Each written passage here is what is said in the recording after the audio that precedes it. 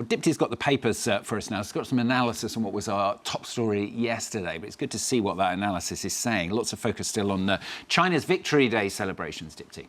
Yeah, that's right. A lot of focus still on China's Victory Day celebrations, mainly in the international press this Thursday, I might mention. And some of it is quite snarky too, Stuart. This is from the Australian, the Conservative Daily.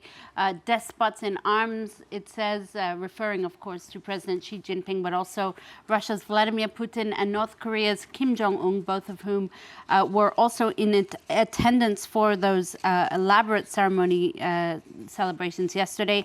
El País, the Spanish daily, also focusing on this, noting that China was showing off its military and political prowess to the world. Also a celebration or ceremony intended to signal a new world order, in particular with the appearance of Putin and President Kim. Now, President Xi, in his speech yesterday, also warned that the world is facing a choice between war and peace. And for the British daily, The Guardian, it warns about the emergence of this new world order and wonders what it might look like. With one man to blame, it says, for this emergence of a new world order, Donald Trump.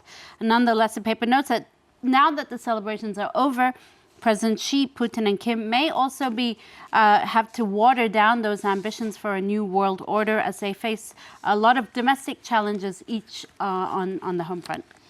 Another leader facing domestic unrest. This is Indonesia's president, isn't it? Yeah, that's right.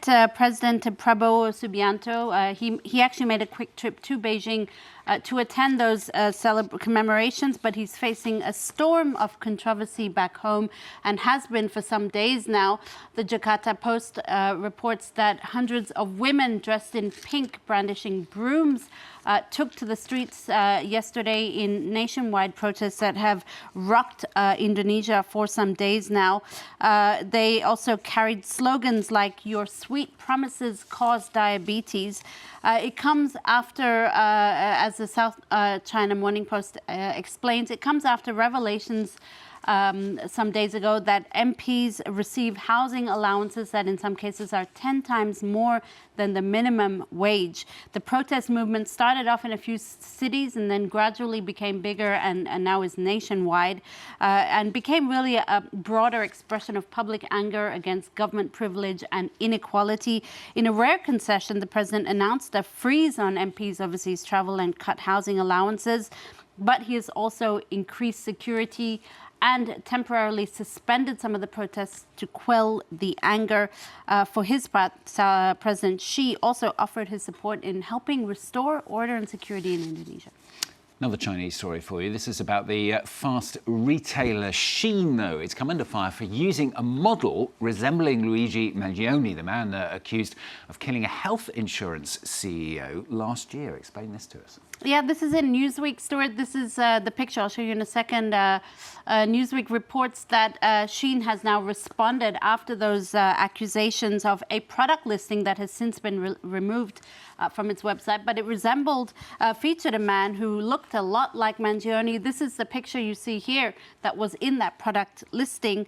Many were also speculating whether it was AI generated or photo editing, because of course Mangione is in prison awaiting trial right now. He's charged with 11 counts, including first-degree murder after the death of United Healthcare's CEO Brian Thompson last year. Now, in a statement, Shein said they are investigating what happened. The company has also previously come under fire over alleged forced labor practices and its environmental impact. Mangione, for his part, has been the subject of intense public fascination since his arrest last year. Yeah, a bit unfair on the model. It's not his fault he happens to look like him, is it? Anyway, yeah, finally from Dipti, a new study is warning of the effects of prolonged periods of time, listen to this, spent looking at your phone on the toilet. Yeah, it's probably something... You never do this, Dipti. Well, I'm sure no one will admit to doing this, but consider this your friendly public health warning today. Thank you. Medical study, Stuart, led by a gastroenterologist, so she knows what she's talking about, in Boston, examined 125 people for haemorrhoids during colonoscopies for a bowel cancer screening program. Now, the same participants had to answer honestly about their lifestyle choices, including how much time they spend sitting on the toilet. The results, those who scroll while they're on the loo are more prone to hemorrhoids, Stuart, simply because they're spending a lot more time seated. Now, the doctor's advice is leave your phone outside, because when you have to go in, you just have one job to do on the toilet, and you should really focus on that job. Or in social media parlance, they say keep it to a 2 TikTok limit while scrolling on the toilet. That's very nicely put. And as Dipti said, don't do too much scrolling on the toilet. I think that was what you came up with. As long as you're looking at the phone on the toilet and not the phone in the toilet because you've dropped it.